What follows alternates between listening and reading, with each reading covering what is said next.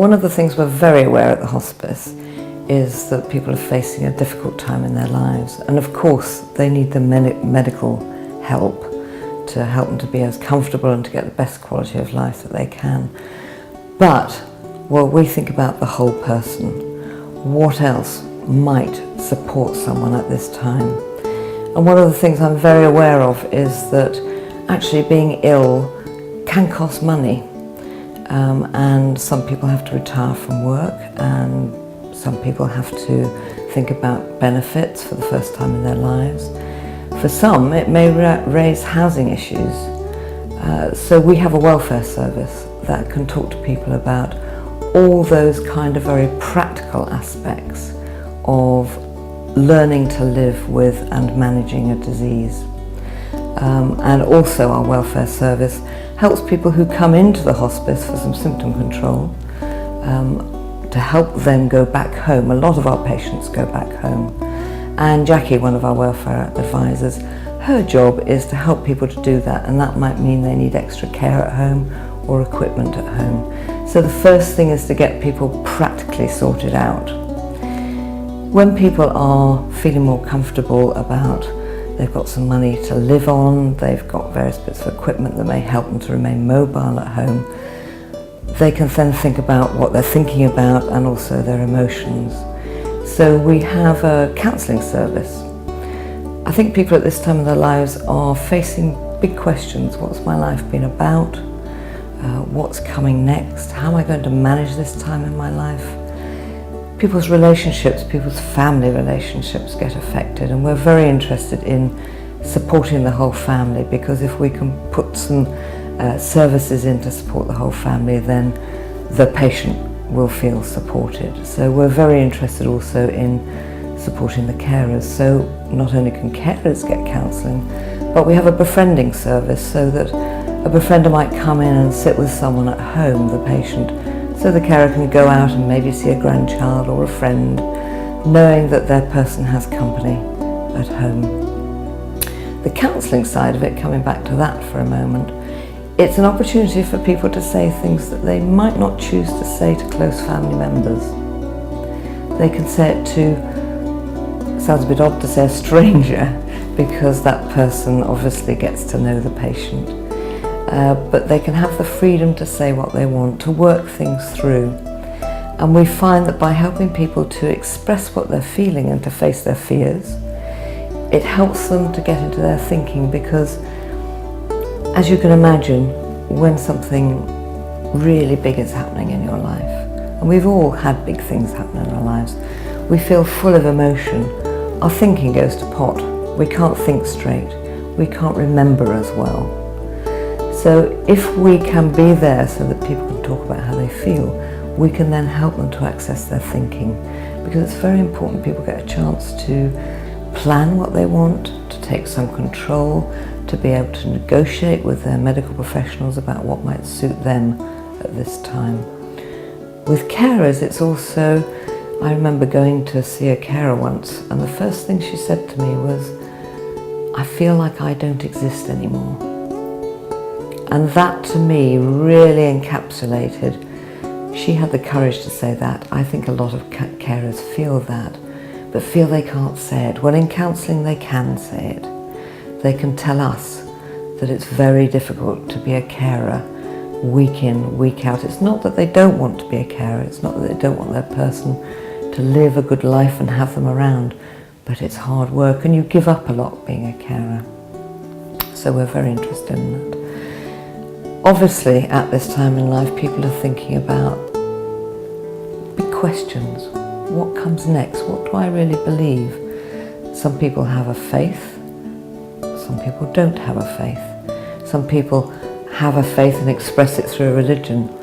Others don't. But most people are thinking about those questions, and whether they have a faith to support them at that time or they don't. Our chaplains are there to talk about those sorts of questions.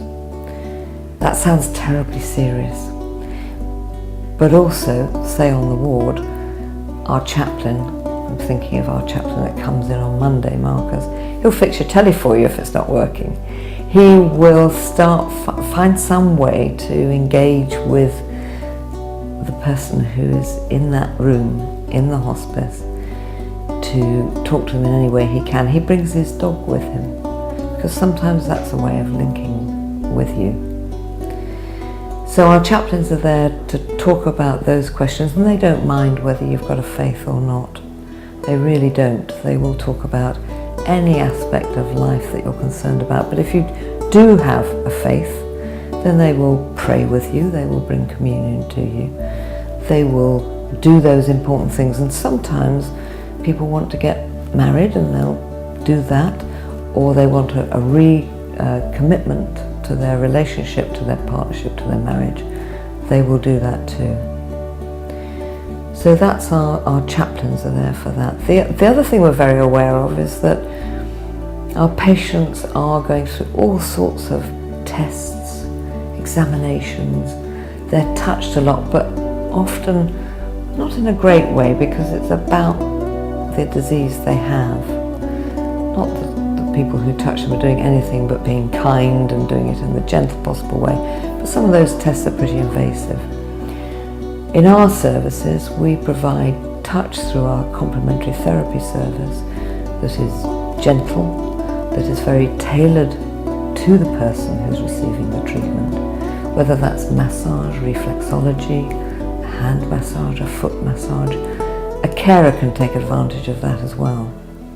So we've got a service for carers too. And they can have a treatment, and patients tell us that those treatments help them to sleep, it helps them to relax. If you've been managing a pain in your body, and all of us know this, you perhaps have slightly altered your body to compensate or to protect that pain. Our complementary therapists will go to that area and gently release that muscle so that it's more comfortable to sit or more comfortable to lie down. They'll be there. Our patients talk to complementary therapists as they relax. They will talk and say things, and there's gentle music. It's a very gentle process, and it's terribly, terribly popular here as well. And it's a good way to get to know us. So there are various services that I've just described, and I hope one of them might suit you.